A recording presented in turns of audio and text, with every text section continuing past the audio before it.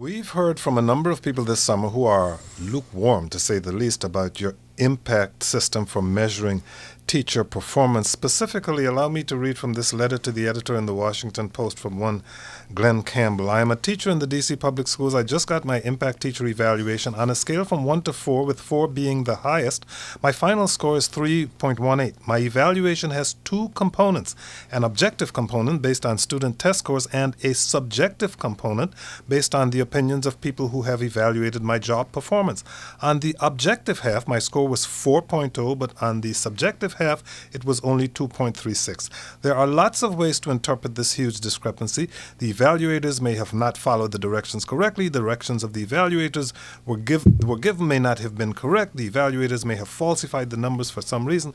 You can understand why D.C. public school teachers are concerned about this impact evaluation system. It looks like the school system doesn't have a clue about what a good teacher actually looks like. There seems to be a lot of concern about the subjective aspects. I'm so glad you read Glenn's letter, because when I read Glenn's letter yesterday, what I wanted to say to Glenn was, you should be so happy we have impact, because what used to happen is that 100% of your evaluation was based on the subjective measures of your principals.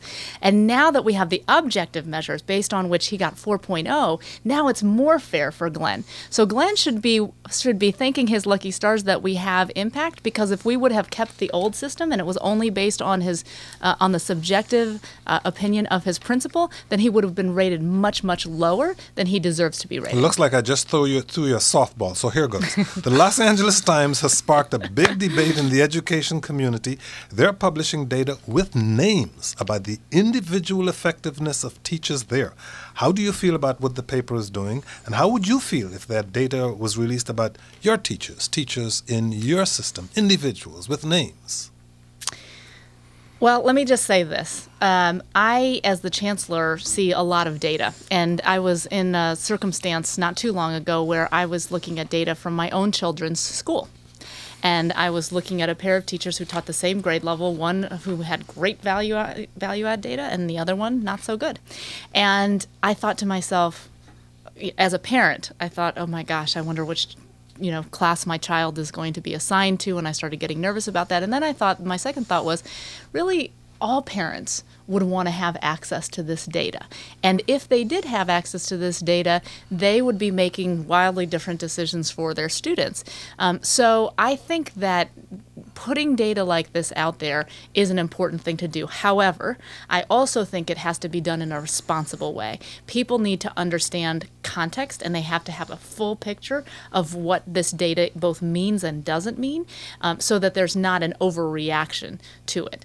And I think if done properly, it could really be helpful to a lot of families. So you would consider doing that in the future, if you could get the data out so people could understand it? Because right now, this mayor's race and your tenure is exactly where people are all over the map philosophically about whether you're doing well or you're a disaster, whether you've blown up a system that needed to be blown up or whether you've blown up a system that could have just been righted in some other way.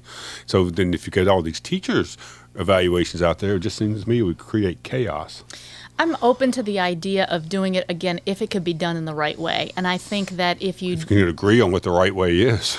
Well, yeah, but I think that's worth a conversation, and I think that the teachers' union here in D.C. has certainly been at the cutting edge of these conversations, and I think that they would be willing to have a discussion about what data is important to share with the public. Look, but the teachers' union can't agree on even who the next president is going to be or what they're going to do to move forward. They're in chaos right now.